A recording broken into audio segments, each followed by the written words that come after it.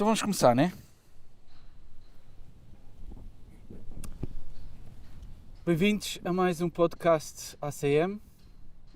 Hoje estamos aqui com a presença do Henrique Saraiva, do Viagens ao Virar da Esquina.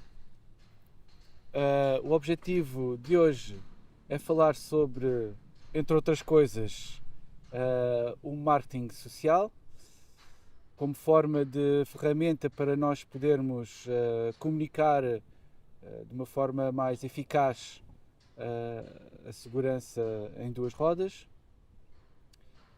E se calhar resumindo um bocadinho, o podcast ACM tem como base nesta campanha o cérebro motociclista, o obstáculo motociclista e a coexistência. No capítulo do cérebro motociclista, a ideia é pensar como é que os motociclistas se preparam, como é que os motociclistas fazem formação, como é que se preparam a nível de vestuário e de segurança e como é que lidam com as suas máquinas, não é? A forma como verificam regularmente a corrente, com o cuidado que têm com a moto, ao fim e ao cabo. Depois temos a esfera do obstáculo motociclista, que tem a ver com as questões da estrada, da segurança na estrada, do asfalto, da irregularidade do asfalto, das proteções do asfalto. E por último temos a coexistência, onde lidamos com os outros, com outras motas, com outros automóveis, com os caminhões, com os autocarros, com a nova mobilidade elétrica, como as bicicletas e as trotinetes e outros veículos de mobilidade elétrica. E portanto hoje temos aqui o Henrique Saraiva. O Henrique Saraiva, acho que calhar deves passar a apresentar, não é? Quem tu és? Ora bem, tenho 62 anos, sou casado, tenho 4 filhos e 2 netos, sou economista de formação, também passei pela gestão e uma passagem mais breve pela engenharia.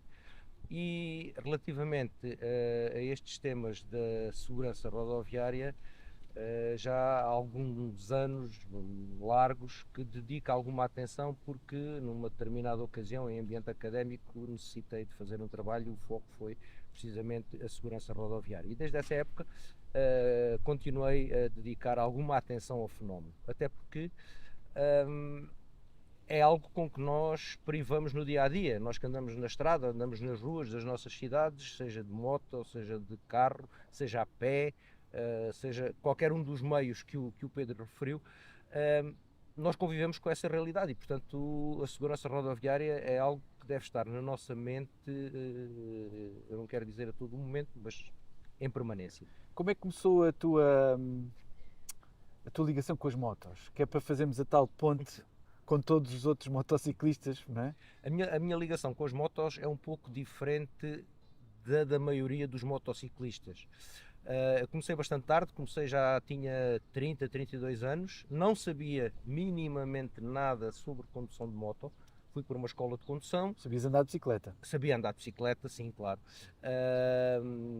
E fui por uma escola de condução e fiz o percurso normal de iniciação, portanto não tenho aquela escola das cinquentinhas dos anos 80, 90, não tive aquela formação que a maior parte dos motociclistas tiveram quando depois sobem de escalão e têm uma moto de uma cilindrada mais média e que faz essa aprendizagem durante a sua adolescência ou o início da vida adulta. Portanto, eu quando comecei já adulto, já estava casado, já tinha filhos, e por uma circunstância, eu trabalhava no centro de Lisboa e deixou de ser possível naquela altura estacionar automóvel em qualquer sítio. Portanto, antigamente, noutras eras era relativamente fácil, passou a ser mais difícil, passou a ser praticamente impossível. E na altura achei que as duas rodas seria uma forma de ultrapassar o problema. E, portanto, fiz este tal percurso de aprendizagem. Portanto, também, quando escolheste a escola de condução, não foste especificamente para uma que soubesses que lidava melhor com os motociclistas? Curiosamente, sim, fui. Boa. Não especificamente com os motociclistas, mas tinha tido uma experiência não própria Mas no caso da minha mulher, que ela tirou a carta, já nós estávamos casados, e era uma escola que havia em Lisboa e que tinha um método de ensino bastante peculiar. Eles levavam os alunos para a autoestrada andar a 120, andavam na cidade a uma velocidade normal, havia a preocupação de estimular o desembaraço enquanto se conduz. Eu recordo-me numa aula que assisti da minha mulher, ele atirou-lhe uma bolsa com lápis para o chão, para os pés, e ela durante a condução teve que ir apanhando os lápis. Portanto, eles criavam algumas condições que favoreciam a aprendizagem e a destreza para coisas que fazem parte do dia-a-dia do condutor, mas que geralmente nas escolas de condução não são ensinadas. E essa se quisermos entrar já no tema, Sim, sim. É um dos problemas que eu vejo hoje em dia e que são dos mais prejudiciais em termos da segurança rodoviária, é precisamente o ensino da condução, seja ele automóvel, seja moto. Os meus filhos todos eles têm carta, acompanhei todo o processo deles de tirarem a carta, e vi que de facto eles aprenderam a fazer o exame de condução. Todos fizeram o exame à primeira, todos passaram à primeira, mas efetivamente o saber conduzir foi depois. Exato. E isso eu julgo que é uma das principais lacunas do ensino da condução, porque os miúdos ou os novos condutores são, por assim dizer, atirados às feras. Exatamente. Sem Não, terem não é as porque ferramentas. não aprendem. Se calhar aprendem, Aprendem com certeza, mas que como aprendem. não têm tempo para colocar em prática e ganhar experiência, vão ganhar experiência sozinhos. E vão ganhar sozinhos. Exatamente. No meio da via pública. São literalmente atirados às feras. E mais, Cada vez está pior a estrada, não é? a estrada está cada vez pior. E depois vê o seguinte, Pedro: o exame de condução é feito geralmente num percurso que é conhecido, os exercícios são conhecidos, o próprio exame de código é feito em testes de cruzinha, cujas respostas estão todas nos livros do professor Catatal, e portanto, quer dizer, é um exame que já se sabe como é que é. Ora, se eu for a uma escola, a uma faculdade, fazer o exame, que eu já sei o que é que vai acontecer, é evidente que eu passo e se calhar até tenho uma boa nota. Aprendi alguma coisa? Exato. Quer dizer, alguma coisa aprendi, mas não aprendi o suficiente. Esse penso eu que é um dos problemas que afeta, porque a entrada é uma entrada de choque. E como nós sabemos, na nossa profissão de estudantes, nós estamos sempre a aprender, não é? É verdade. Não é só por causa de um exame que eu vou estar apto para fazer, porque fiz aquela formação, fiz aquele exame, mas eu depois tenho que melhorar, tenho que praticar. Isso acho que pronto, Exatamente, isso é fundamental. é fundamental. Isso já não é da parte do Estado, mas se calhar das famílias colocarem isso na mesa, que é, pá, tu já aprendeste a tirar a condição, mas agora, pá, no caso da moto, podem ir fazer um curso na ACM, por exemplo, não é? Eu ia precisamente bater nesse ponto. Coincidiu, o meu filho mais novo, quando ele tirou, foi o único que tirou carta de moto, e quando tirou a carta de moto coincidiu no tempo com a possibilidade de eu ir fazer os cursos do ACM. E ele foi comigo. E portanto, ele teve a facilidade de, num curto espaço de tempo, ter feito a aprendizagem na escola de condução. Sim. Não fez a aprendizagem comigo porque, com uma moto destas, ele não poderia fazer a aprendizagem comigo. Fez a aprendizagem na escola de condução, tirou a carta e logo a seguir foi fazer um exame que de facto o ensinou, ou pelo menos lhe deu mais ferramentas para ele saber conduzir. Exatamente. Foi melhor para ele porque ficou mais preparado, foi melhor para mim que fiquei mais tranquilo. Exatamente. E portanto, mas isto... E na pele dele, qual é a opinião dele em relação a essa aprendizagem? O que é que ele... muito simples. Aprendeu mais naquele dia em que esteve no curso do ACM do que provavelmente Nas durante 12 horas de condução que teve. E portanto, eu acho que um dos temas fulcrais é reformular o ensino da condução para que as pessoas, obviamente, sejam habilitadas a fazê-lo, mas saibam o que é que andam a fazer. E se calhar também abordando um bocadinho o tema do marketing social, imagina que tu queres dizer às pessoas que a formação é importante e que para além de fazerem os exames precisam de estar a fazer regularmente, ou se calhar, não diria todos os meses, mas ano após ano, ou 5 em 5 anos, ir fazer um novo curso de formação para conduzir? Como é que nós iríamos comunicar esse tipo de iniciativa? Ou então que, por exemplo, a carta agora tiras o exame, mas daqui a um ano tens que voltar cá, por exemplo. Não sei se um ano seria o espaço razoável, talvez um pouquinho mais, porque depende. E é preciso também analisar o ponto de vista económico. Analisar o indivíduo. Exatamente. Há indivíduos que têm mais tendência para a condução e outros têm menos tendência para a condução. Isso é uma coisa que eu é uma daquelas intranquilidades que eu tenho. Nós habituámos no nosso país, não sei se nos outros será igual, talvez não, temos direitos. E o conduzir Sim. é quase um direito inalienável da pessoa, como outros que nós temos. Mas façamos uma comparação. Não agora, porque já não tenho idade para isso, mas aqui há umas décadas atrás, eu também tinha direito a ir jogar futebol. Tinha direito a ir para o meu clube, praticar futebol, eventualmente até tentar ser profissional de futebol. É evidente que se eu tentasse fazer, tinha o direito todo. É evidente que se eu tentasse fazer a coisa não ia correr bem, porque não tinha jeito. E isso acontece em muitas outras coisas e a condução é uma delas. É evidente que pode ser frustrante, quiçá traumático para a pessoa chegar à conclusão que não tem jeito para aquilo.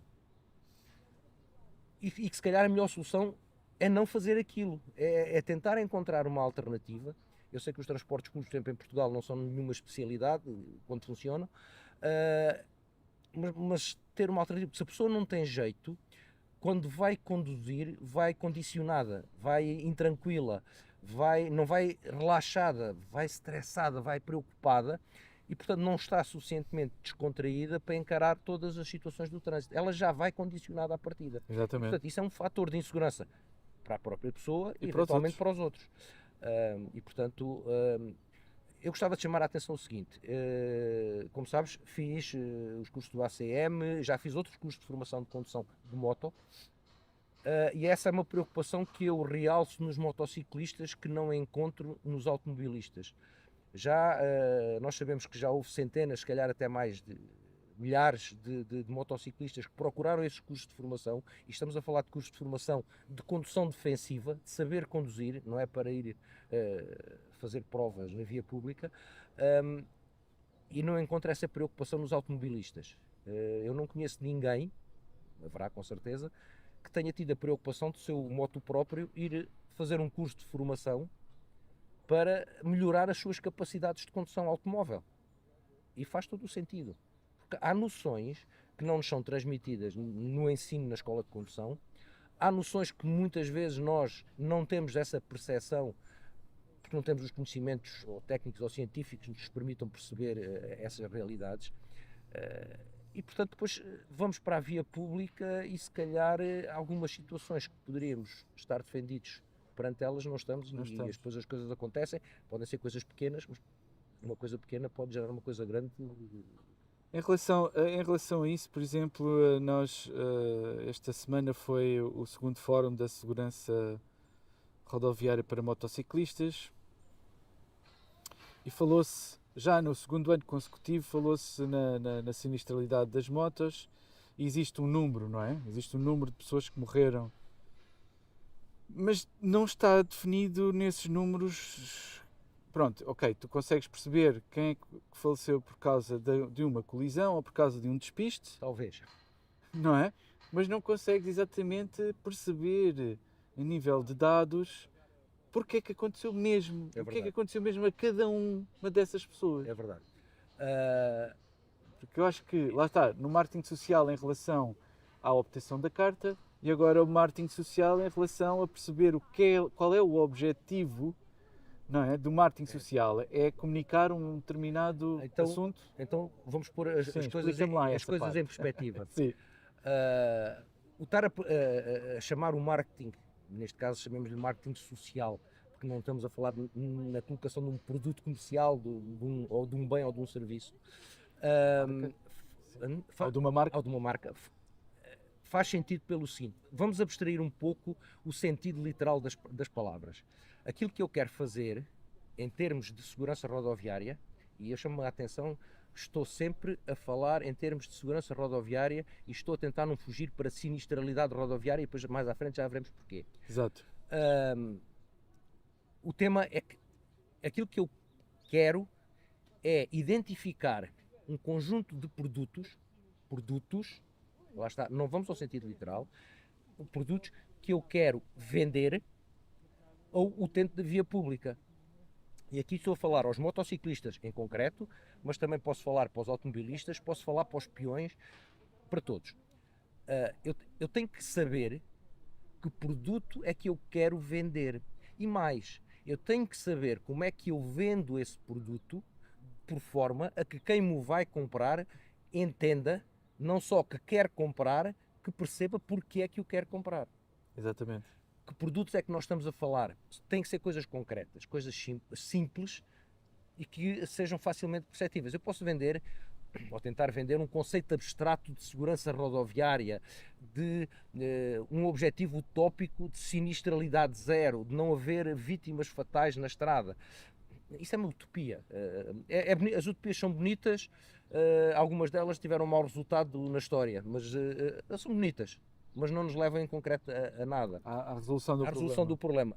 Eu tenho que ter as ferramentas necessárias, e eu aqui chamo a atenção, nós no marketing, que foi no fundo a minha profissão durante cerca de 30 anos, nós temos que saber, quando queremos colocar um produto, temos que ter por trás uma bagagem de conhecimento que nos permita identificar não só que aquele produto tem as características que o mercado quer ou precisa, Sim. como eu sei qual é o tipo de linguagem que tenho que encontrar para o colocar. E também a nível de dados, né? Exatamente, exatos, os dados são para que fundamentais. tu possas Se eu quiser atingir esse colocar objetivo um claramente. determinado produto à venda, Sim. se eu quiser colocar um Quantos consumidores é que tens? qual é a dimensão do meu mercado? Dentro dos consumidores, quais são que escolhem A, Exatamente. escolhem C, escolhem B, etc. Né? E eu para saber Estudo tudo de isso, mercado. faço um estudo de mercado. Ou faço um estudo de mercado e vou buscar toda a minha informação analítica que eu possa ter do passado de produtos similares ou outros, mas que me representem aquele mercado que eu quero atingir. Exato. E nós aqui já estamos a ver duas coisas. Por um lado, a utilização de ferramentas concretas, uma ciência social, que poderemos chamar o marketing, mas que existem ferramentas e elas existem e podem ser adaptadas. E depois, algo que nós necessitamos como de pão para a boca, que é informação sobre aquilo que acontece nas estradas. Exatamente.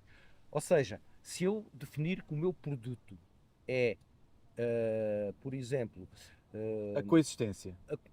Mesmo a coexistência eu já acho que é Abstrato mais. abstrato. Eu ia a coisas mais concretas. A não utilização do telemóvel. Exato. A utilização dos piscas. Exato. Olhar duas vezes. O olhar duas vezes. A importância do espelho, dos espelhos retrovisores. Coisas concretas.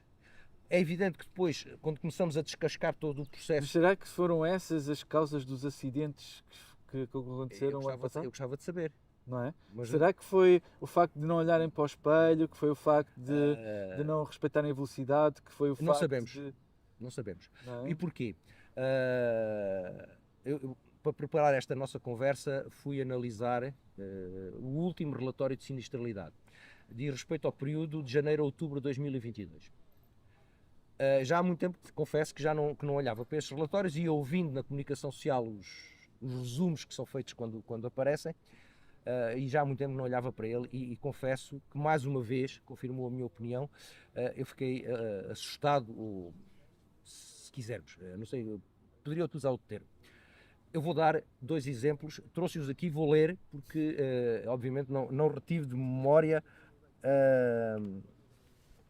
No relatório de sinistralidade são identificadas certas conjunturas em que ocorrem os acidentes, ou seja, quem prepara a informação tem todos os acidentes que ocorreram, e estamos a falar de acidentes com vítimas mortais, feridos graves ou feridos ligeiros. Exato.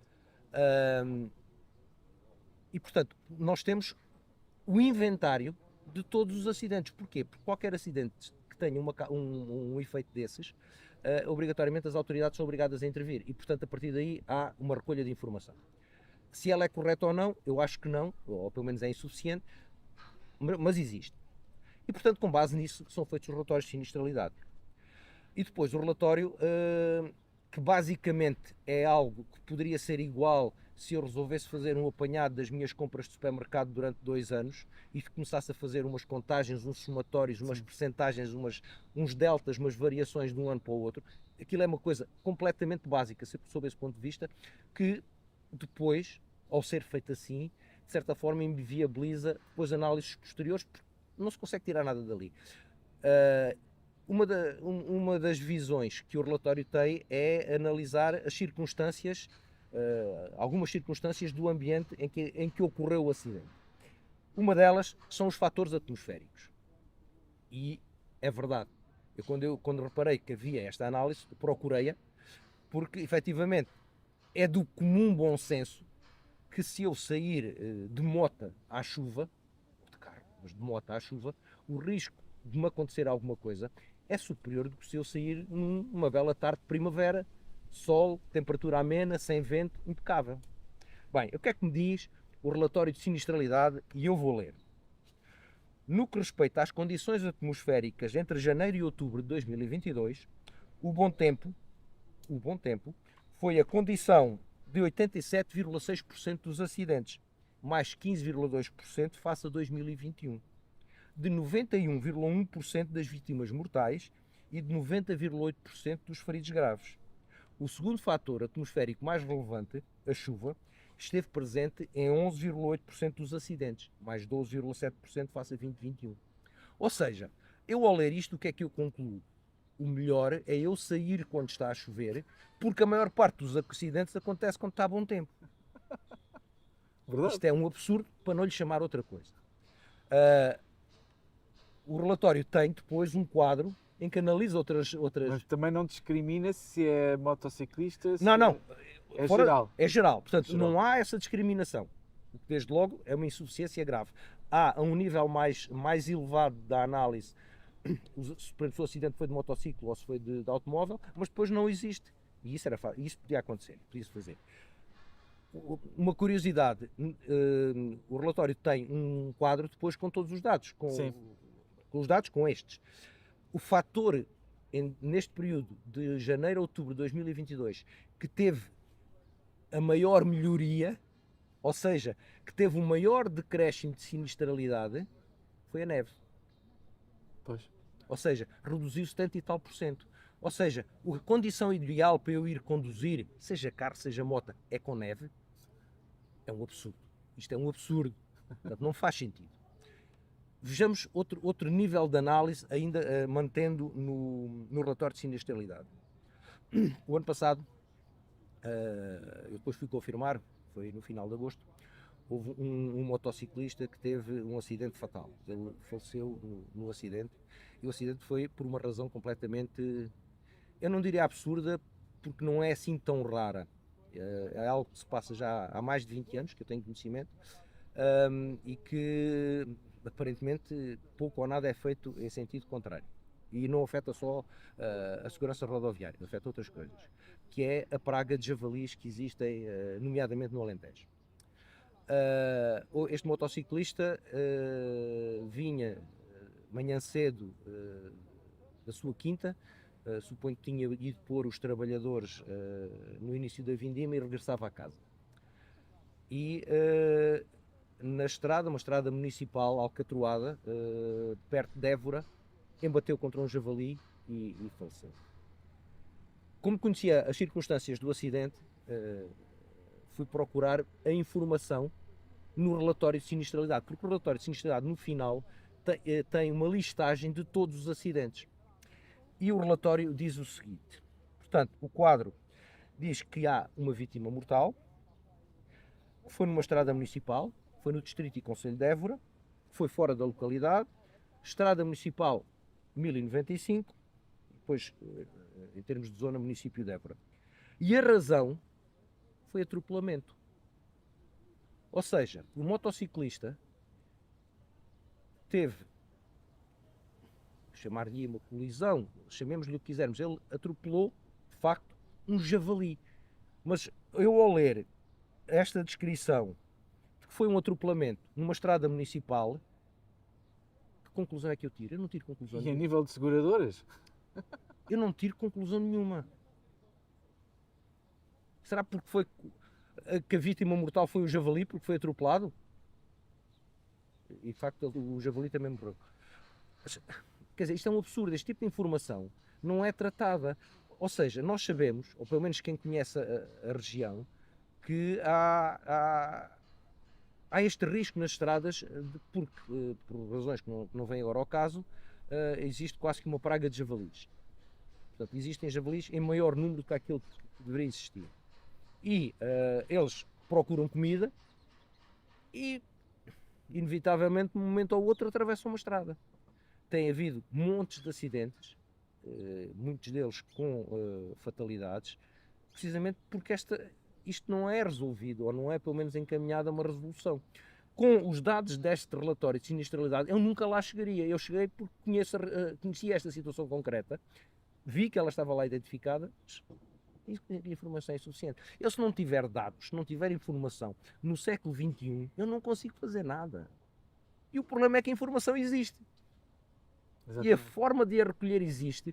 Existe a ciência De analisar. de analisar, existe a ciência de promover a recolha de dados de uma forma simples, mas que seja completa. Existe forma de a tratar. Existem evidências. Nós temos tudo se quisermos ter tudo. Mas não. Nós temos uns relatórios que basicamente nos dizem que o melhor é não sair à rua quando está a bom tempo. E também temos a chamada burocracia e cadeias de responsabilidade, não é? Que depois atiram para um, atiram para o outro. Sim, isso depois...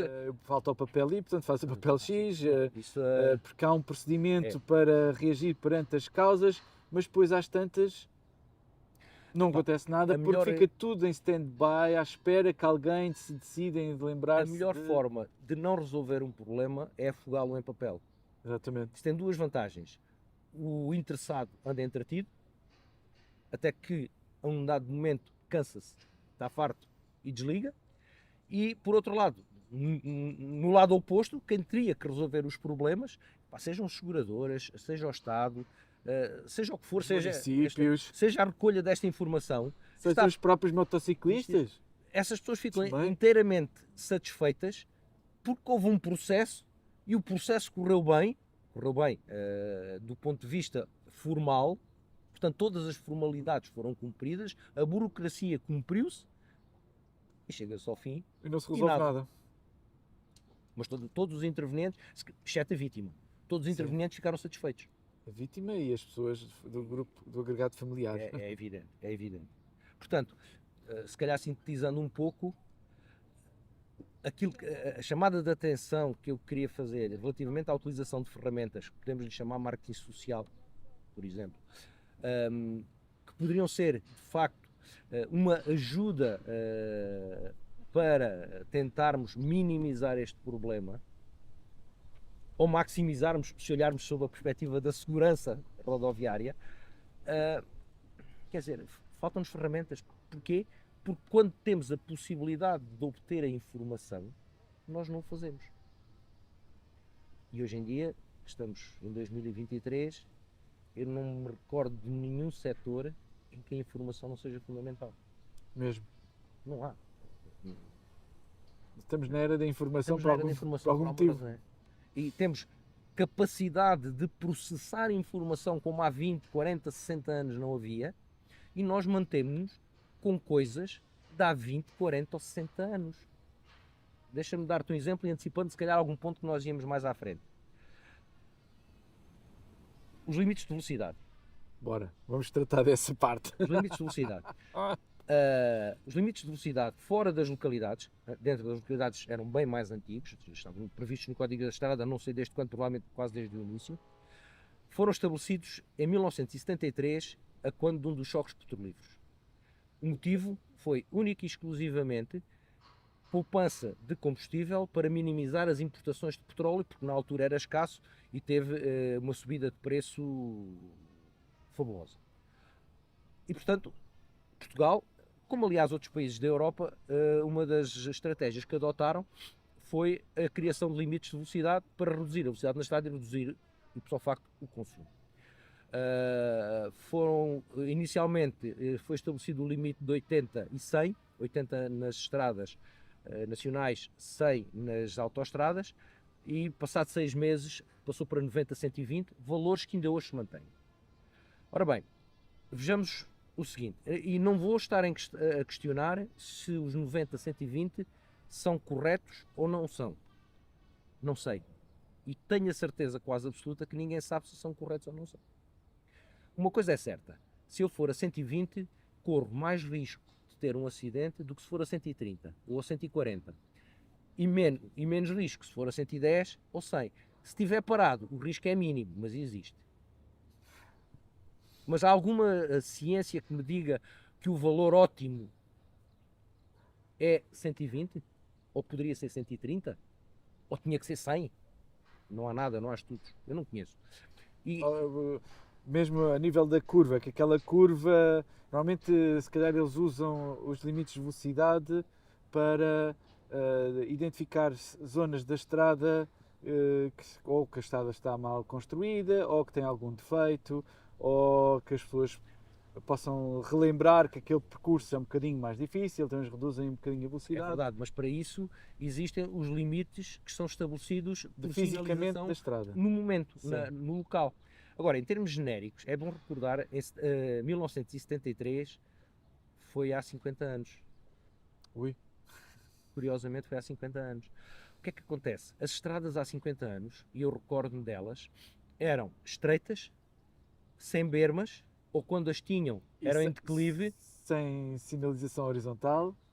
Havia alguma, e geralmente bordejadas de árvores. Quem conhece a estrada, a bonita estrada que vai de Castelo Vito para Marvão, tem aí um vislumbre, embora ela hoje em dia já tenha um piso um bocadinho melhor do que os pisos que existiam à época. Porque o asfalto, a estrada, está rodeada a curta distância por uma fiada de árvores. Depois tem aquelas cuequinhas brancas à volta. Sim. Ora bem, as estradas nacionais eram assim. Quem tinha o azar de meter uma ou duas rodas na berma, dificilmente escaparia o abraço, uma oliveira ou um chaparro, uma coisa qualquer do género. Nas autoestradas, nós tínhamos poucas, em 73 havia a autoestrada, havia os 12 km da ponte 25 de Abril, na altura não era 25 de Abril, havia os 7 ou 8 km para o Estádio Nacional, acho que havia um troço, se bem me lembro, julgo que até, não sei se até Alverca, e havia algo junto ao Porto, não sei se para a ponte da Arrábida. Mas nós teríamos de autoestrada 40 km, 50 km, portanto, enfim. Hoje em dia nós temos a segunda maior rede de autoestradas da Europa, em termos, eu julgo que é em termos de per quilómetros de estrada, portanto temos muitos quilómetros de autoestradas e de boas autoestradas, temos estradas nacionais com bom piso, a maior parte delas, algumas nem tanto, mas com bom piso, com bermas, com sinalização, mas mais importante do que isso, nós temos veículos que não têm nada a ver com os veículos de há 50 anos, com muito mais condições de segurança. Não são o controle de tração, o ABS. Só para começar o ABS, não é? O ABS, que é tão simples hoje em dia que é normal. Os airbags que existem nos automóveis e começam a existir no equipamento dos motociclistas.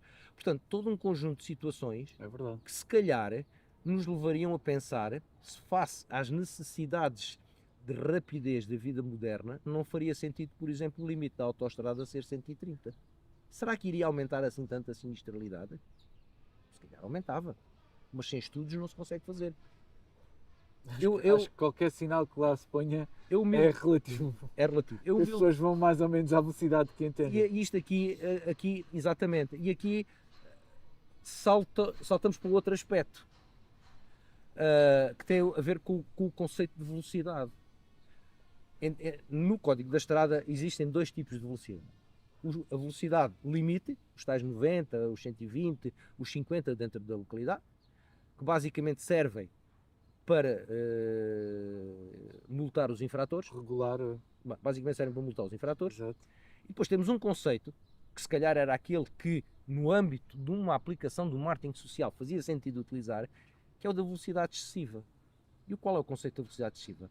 É aquela que ela é excessiva se eu, no espaço que tenho à minha frente, não conseguir travar ou evitar um obstáculo em segurança. É fácil ver. Se eu for numa autoestrada normal, a 120, eu vou dentro do meu limite de velocidade, estou bem. Se a autoestrada estiver coberta de nevoeiro, eu vou a 120 e continuo a ir bem. Em termos do excesso de velocidade. Mas eu vou em velocidade excessiva porque eu não tenho condições de segurança para ir a 120, se calhar nem a 90. Ao invés, para quem conhece, a autoestrada do Alentejo, a A6, portanto a que vai para Elvas, é, precisamente a partir de Vendas Novas, uma autoestrada, como se costuma dizer, do lá vai um. Se num destes dias de risco, de sol, bom tempo, etc., eu for a 120, eu provavelmente adormeço ou começa-me a dar o sono. E se for um pouquinho mais depressa, vou mais atento. Isto é relativo, atenção. Mas algo que eu julgo que as pessoas se identificam com este tipo de raciocínio. Por que razão nós não temos nas autoestradas, não é nada do outro mundo, em vez de um limite fixo, rígido, de 120, próprio para os radares, limites variáveis em função das condições de circulação. Eu, essa autoestrada do Alentejo, não vejo por que razão nós não possamos ter um limite de 130. Mais também, enfim. Até porque os carros hoje em dia, a 120, em muitas situações nós temos que ir a travar. Sim. As condições de segurança, de circulação, as características dos carros, das motos. A velocidade de 120 é uma velocidade, se calhar, abaixo do que é a velocidade ótima do veículo. Por outro lado, se houver chuva, se houver nevoeiro, contrariamente às conclusões do relatório de sinistralidade, se calhar a velocidade de 120 deveria baixar para 100 ou para 90, em função das condições. Então, e hoje em dia teríamos sinais na estrada que mudassem. Mas hoje em dia, em vez de a ter... velocidade não ficasse Sim, ali sim. estático, Nós hoje em dia só temos painéis nas autoestradas que nos dizem se chover, conduza com precaução.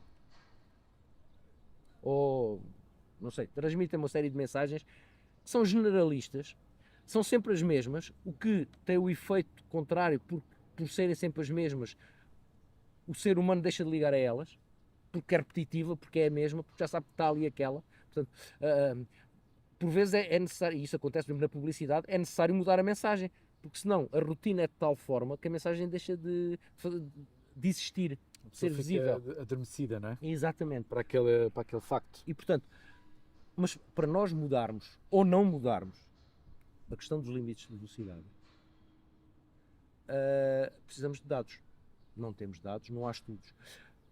Continuamos a ter, e aqui se calhar podemos fazer a introdução para outro aspecto que eu gostava de abordar, que é o tipo de atitude das autoridades face à sinistralidade rodoviária. Aqui o termo está correto. Nós vemos que a linguagem que é utilizada pelas autoridades, sejam as autoridades policiais ou civis, relativamente a este coisa, utilizam uma linguagem, eu quase que chamaria bélica. Sim, há aqueles vídeos em que é como nos cigarros, não é? Sim. Se fumar mate e depois tens aquelas imagens dos pulmões. Fortes. Não foi por causa disso que eu deixei de fumar. Exatamente. Já somos dois. Agora, a questão é, nós, e o português nesse aspecto, eu acho que eu não sou sociólogo e portanto estou a entrar em terrenos que não domino, mas faço as minhas análises. Eu julgo que nós somos tão pressionados por uma entidade chamada Estado, que está tão presente na nossa vida, que nós achamos quase que libertador umas pequenas transgressões. Exato. É uma revolta contra o Estado eu pegar na minha moto e ir fazer um troço acima da velocidade limite. Porque eu estou a transgredir, até posso estar em perfeita segurança, mas há ali um sentimento de revolta. Eu estou a transgredir contra este Estado opressor que está muito focado no que isto se refere, mais, digo eu, na recolha de receita do que propriamente em prevenir que existam sinistros. Nós vemos que recentemente foram implementados toda uma série de radares nas estradas para limitação da velocidade, nada contra.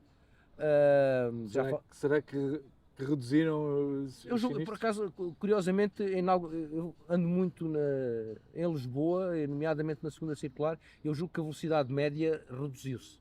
E na autoestrada, na A1 também, quer dizer, já não vemos passar tanta vez aqueles tipos que vão a voar. Mas acho que talvez tenha tido esse efeito. Por isso, nada contra. Disse nada contra. Mas, na realidade, a mensagem que foi transmitida às pessoas é que iriam ser implementados 5 dezenas de radares que custavam, imaginemos, 10 milhões e cuja receita esperada no final do ano era 100 milhões. Espera aí, isto não é sinistralidade rodoviária, não é segurança rodoviária, isto é negócio. Eu estou a implantar algo que me vai dar um lucro. E há formas mais inteligentes de fazer negócio. Sem dúvida, sem dúvida. E, portanto, esta é uma situação que eu acho que urge se calhar, mudar o foco de como é que as coisas se fazem. Exato. I have a question. What do you wait here? We are talking about accidents in the roads for motorcycles.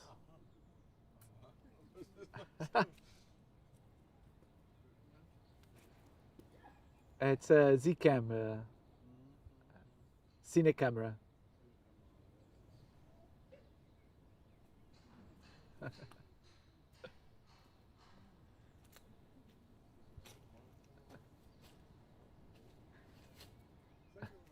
Thank you. Thank you. Have a nice day. Muito É um bom. blooper. É um blooper. Autêntico. Ora, nós estamos a falar da linguagem. Exato. E, portanto, as nossas autoridades, elas próprias utilizam uma linguagem de certa forma bélica. Quando se aproximam épocas festivas, por exemplo, em que se antecipa maior incidência de tráfego nas estradas ou na aproximação no final do verão, a ida ou regresso de férias, são feitas operações. Portanto, a lógica é uma lógica de operação. Nós vamos conjugar os nossos efetivos para um determinado objetivo. Isto é uma linguagem bélica, quer dizer, já não basta os utentes das vias públicas já terem uma certa predisposição para a transgressão, ou para a pequena transgressão, chamemos assim, como também, por outro lado, temos do outro lado a operação que vai combater, que é outro termo muito utilizado. Quer dizer, nós se calhar temos que começar a mudar a semântica. Ou fazer mais. Mudar a semântica para uma linguagem positiva que transmita um sentimento positivo às pessoas e que possa proporcionar também o ambiente mais positivo para os próprios condutores, motos, de automóveis, etc. Também eles próprios serem mais proativos, mais positivos. Isso faz-me lembrar uma outra questão que é a pessoa ignora essas mensagens de negatividade, número de mortes não sei das quantas, se conduzir não bebam durante o Natal, todas estas mensagens negativas são completamente ignoradas. Embora a pessoa, se formos ver os vídeos mais vistos no YouTube, são com cães, são com gatos, são com, não é? Sim. São aqueles vídeos e até porque temos que também ter uma outra percepção, que é qual é a faixa etária de comunicação, qual é o target. O mercado-alvo. O mercado-alvo, porque sem isso então eu estou a comunicar Para o para universo. quem? Para o universo. Porque o meu filho tem 15 anos, vê informação, não vê televisão, vê informação de outra maneira. Exatamente. Esse é outro problema. Pessoal com os 27, não sei o quê, vê redes sociais, também não vê televisão, nem ouve rádio, muitas das vezes. As pessoas com 40, 50 anos, onde nós nos inserimos, Obrigado. obrigado, dividimos entre a televisão e as redes sociais, não é? E, A minha geração ainda gosta de jornais em papel. jornais em papel, exatamente. Não é? Portanto, há aqui um conjunto de eu fazer uma campanha e colocá-la exclusivamente nas redes sociais que tem um limite de mensagem, né? E que as pessoas, se é atrativo ou não eu receber essa mensagem, eu ignoro e passo, não é? Não vou ler.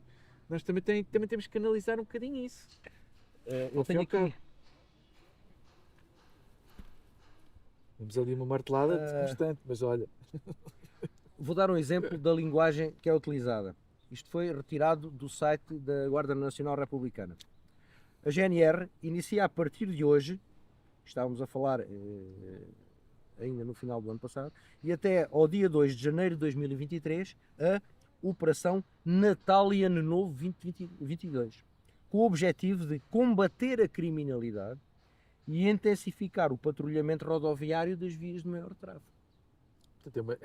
É óbvio que é bélico, estamos a falar Tendo em consideração que uma instituição militar, não é? Tendo em consideração que o combate à criminalidade e à sinistralidade rodoviária constitui uma prioridade estratégica, a Guarda intensificará o policiamento. Serão empenhados durante a operação várias valências das diversas unidades da Guarda, numa ótica de complementaridade e de sinergia de várias ações de patrulhamento, sensibilização e fiscalização. Uma unidade militar não falaria melhor nem falaria diferente, porque isto de facto é uma operação militar.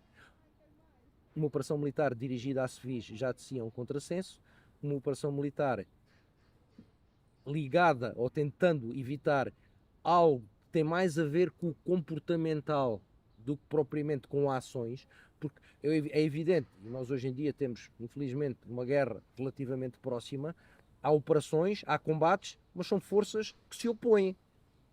Aqui não há forças que se opõem, não pode haver forças que opõem. A GNR não se pode opor aos condutores nem os condutores à GNR. Porque o objetivo é igual. Sem dúvida que o objetivo da GNR... Não está a dizer que a GNR desapareça e nem que deixe de fazer estas atividades. Atenção, não. O trabalho deles, eles fazem o trabalho deles e o Exatamente. trabalho que lhes pertence. Exatamente. E hoje em dia eu até entendo que o fazem bastante bem. Nem estamos a dizer que não seja útil ou não útil. Não, pelo contrário. Estamos à procura de É comunicações diferentes. Agora, temos é que ter formas de falar de outra de abordar o problema. Sim. É evidente que a GNR é instrumental e faz falta e tem que estar no terreno para fazer as suas missões, aquilo que é o seu dever. Agora, a linguagem tem que ser diferente. Exatamente. Eu não me posso ficar satisfeito porque vem alguém à televisão dizer que durante o período de Natal e Ano Novo houve determinado número de vítimas mortais e que isso é positivo porque representou menos 0,3% do que no ano anterior. Epá, toda e qualquer vítima mortal ali é a mais. Isso é um ciclo que nunca termina. Não porque isto, vamos ver, isto é o fazer o mesmo, procurar resultados diferentes fazendo a mesma coisa. Uma coisa é certa, onde está metido o ser humano é sempre... não há verdades absolutas. Onde está metido o ser humano é impossível de controlar o que quer que seja. Claro. Mas nós podemos comunicar de maneira diferente. Aliás, tentar outra forma, já que esta está a dar resultados muito baixos ano após ano. E, portanto, ano após ano, precisamos de... É isso, exatamente. Nós temos que identificar, e isto agora remete-nos quase para o início da conversa. Exato. Nós temos que é ter... bom sinal, porque também já... Nós temos que ter informação, temos que ter conhecimento, que possa ser analisado, que possa ser tratado, que possa sugerir efeitos, que possa sugerir políticas, que possa sugerir ações. E depois essas ações, dentro da mesma lógica, têm que ser medidas. Uma ação que não é mensurável não vale a pena. Porque então vamos continuar como continuamos desde há décadas, numa coisa que é, enfim, é um dos males portugueses, que é o achismo. Eu acho que é evidente, toda esta nossa conversa aqui é um achismo. É um achismo. Pode parecer um contrassenso, mas é um achismo contra os achismos.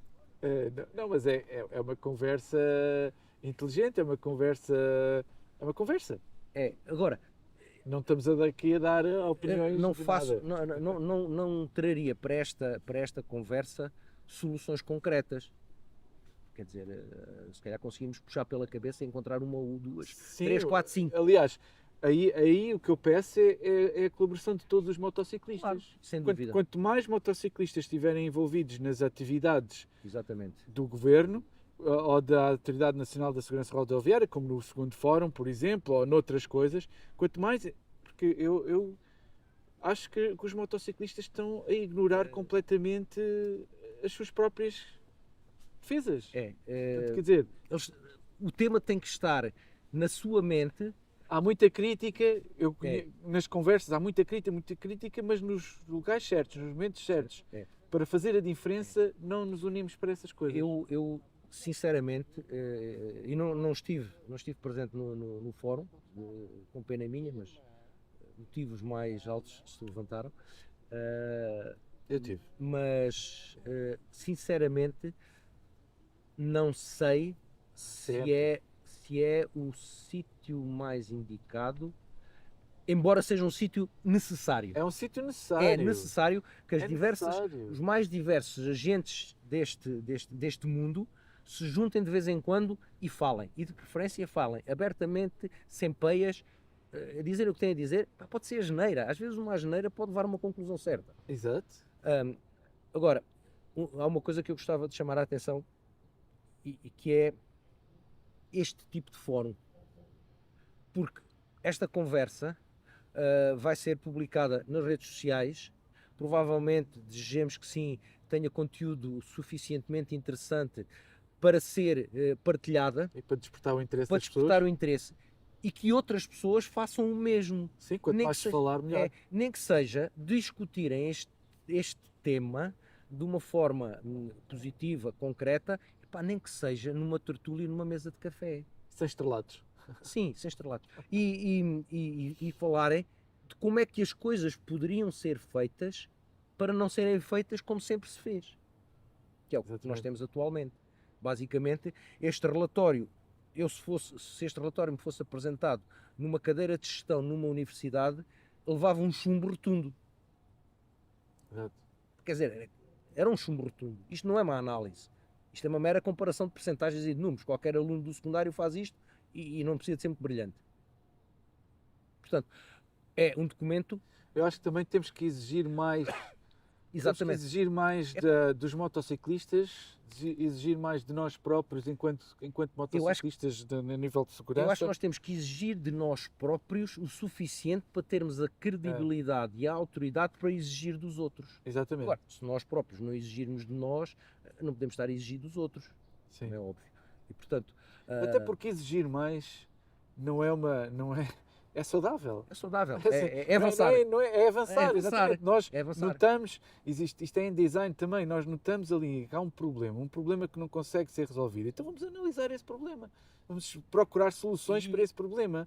E é gratificante chegar à solução. Exato.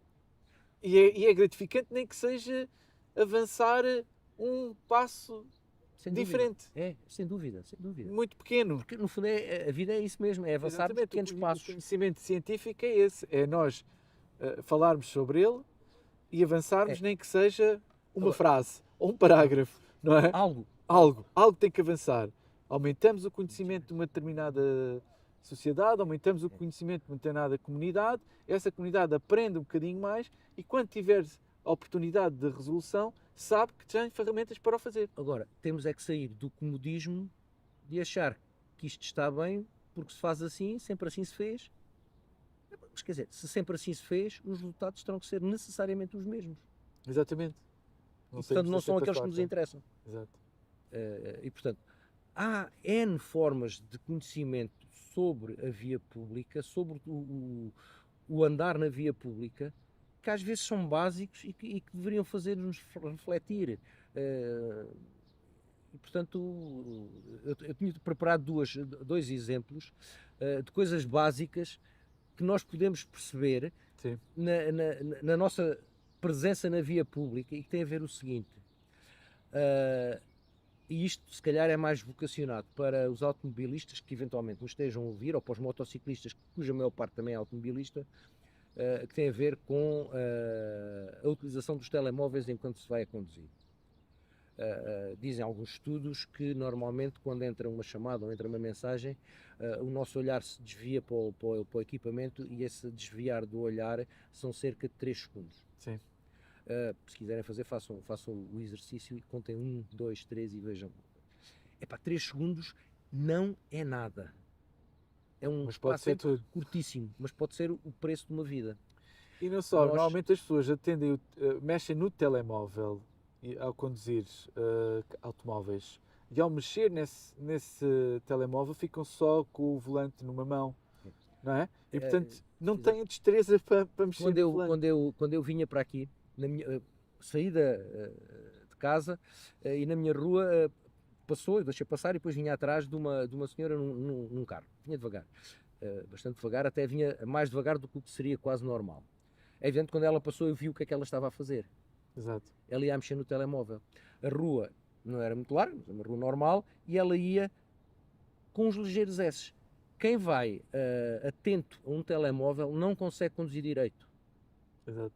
Não consegue. O carro desvia, vai para a esquerda, vai para a Nós direita. motociclistas, quando andamos no trânsito, nós temos uma das primeiras coisas que nos é evidente é se a pessoa vai ao telemóvel porque o carro não segue uma trajetória linear. Voltamos aos 3 segundos. Não tiramos só do telemóvel, o rádio. Por exemplo, Por exemplo. o rádio, mexer no rádio, mexer no ar-condicionado, qualquer coisa. qualquer São coisa. fatores que distraem. Sim. Os 3 segundos. Portanto, se calhar, se as pessoas querem alterar o frio do carro, das duas uma, ou façam-no com o carro parado, ou façam-no em segurança. Não numa fila de trânsito. É verdade. Porque depois, não é? Não é aquela... Estou numa fila de trânsito, vou alterar o ar-condicionado, esqueceu-se de olhar para a frente, pumba, bate no carro da frente. Pronto, acabou. Vejamos uma coisa. Se eu for a 30 km/h, Exato. em 3 segundos, eu percorri 25 metros. 25 metros é o equivalente, mais ou menos, ao comprimento de 5 automóveis. Exatamente. Pensem em 5 automóveis, é a distância. Isto a 30. A 30 de velocidade. Porque se eu for a 90, já são cerca de 75 metros. Exato.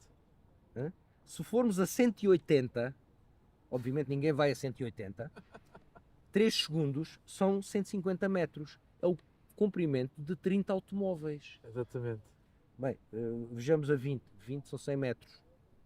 100 metros são 25 automóveis, não interessa. 20 automóveis. E, portanto, pensem que aquela fração de segundo a conduzir a moto ou a conduzir o automóvel que retiram do que é o foco da condução, que é a via, pode ser suficiente para qualquer coisa acontecer. Sem dúvida, sem dúvida. E reparem o seguinte, outro dado, e isto aqui a relação é linear, aumenta a velocidade, aumenta a distância, para o mesmo tempo. Outra evidência científica, nós quando vamos em deslocação, na moto ou no automóvel, nós temos aquilo que se chama uma determinada energia cinética. E essa energia é função do peso, do conjunto condutor-moto, por exemplo, imaginemos 300 kg, do condutor mais a moto, vezes o quadrado da velocidade a que vai. Exato. E depois divide por 2 a fórmula. Agora imagine, a velocidade é avaliada no quadrado, ou seja, a relação não é linear. Quanto mais depressa eu ando, muito mais é a minha energia cinética. Todos nós temos presente as imagens no MotoGP, quando um dos pilotos se despista, que a moto vai às cabriolas por ali fora, etc. Ele vai a raspar no chão, não sei quantos metros. Isso é a dissipação dessa energia cinética que o veículo transporta. Uma parte dela é dissipada pelo condutor. É evidente que no MotoGP eles não só sabem cair muitíssimo bem, como vão bem protegidos dentro da medida do possível, bons capacetes, bons fatos, boas botas, boas luvas, etc. E a moto, obviamente, como nós vemos quando eles se despistam a velocidades mais elevadas, estilhaçam-se. Mesmo. Porquê? Porque é a dissipação dessa tal energia. Agora, imaginem isso acontecer na via pública, connosco. Ou seja, se eu for a 30 ou se eu for a 50, a energia que eu transporto é muito menos do que se eu for a 100. A 100 é muito mais, é o quadrado. Exato. E é ter essa noção, porque isso depois reflete-se na capacidade que o nosso corpo já não falando na moto, a capacidade que o nosso corpo tem de absorver os impactos. E daí, muitas vezes, um pequeno acidente ter um efeito grande. Exatamente. Uma última mensagem para os nossos ouvintes. Eu julgo que a mensagem, se calhar se me permites, Claro. 2 mensagens. 2. Uma para os motociclistas. Tenham uma atitude na via pública, isto é quase redundante dizer isto, mas que sejam prudentes. Mas principalmente sejam visíveis e sejam previsíveis. O que é que eu quero dizer com isto? É fundamental que os outros nos vejam. Isto pode ser feito através das luzes, mas não andem em máximos, principalmente dentro das cidades, das luzes, do equipamento refletor, E do posicionamento. exatamente, do nosso próprio posicionamento face ao veículo que vai à nossa frente ou atrás. Exatamente. Sejam previsíveis. Não expondo-se ao risco. Exatamente. Sejam previsíveis. O que é que eu quero dizer? O condutor que vai no outro veículo tem que ouvir-nos. E Perceber- nós podemos certificar-nos se o condutor nos viu ou não, se estivermos atentos aos espelhos retrovisores do Exatamente. automóvel. Exatamente. Vemos Se ali houver logo uma a cabeça. Se houver uma troca de olhares, É. então aí Ou nós então somos vês que a cabeça dele está somente a olhar para baixo, significa que o homem está no telemóvel. Homem ou Exatamente, mulher? exatamente. E portanto, o ser previsível significa que eu tenho que ter uma atitude enquanto estou no ângulo de visão do outro condutor, que ele perceba que aquilo que eu vou fazer é aquilo que ele está a pensar que eu vou fazer. Exatamente, exatamente. Porque se andarmos no meio do trânsito a tricotar, de um momento para o outro mudo de faixa, eu não estou a ser previsível, estou a ser imprevisível. E eu vou provocar uma reação que eu também não sei qual é do outro condutor. Do outro condutor, E que se pode exatamente. eventualmente até voltar contra mim. Portanto, Exatamente. em relação aos condutores, eu diria isto: sejam visíveis e sejam previsíveis. A outra mensagem, se alguém das nossas autoridades nos estiver a ouvir, nomeadamente da Autoridade Nacional de Segurança Rodoviária, que produz estes relatórios, façam melhor, por favor. Nós agradecemos. E se precisarem de ajuda, digam. A gente mas- pode ir lá. Mas façam melhor.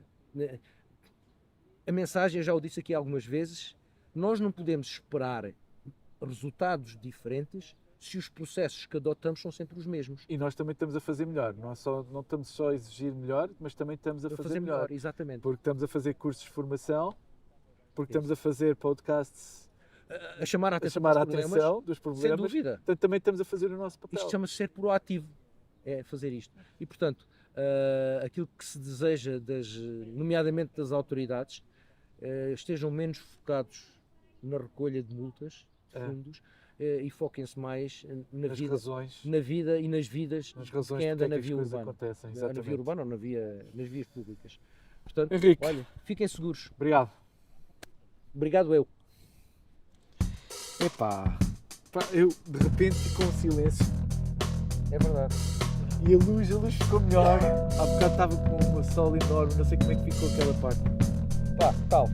E pá, este está brutal. Achas? Está brutal. Está brutalíssimo.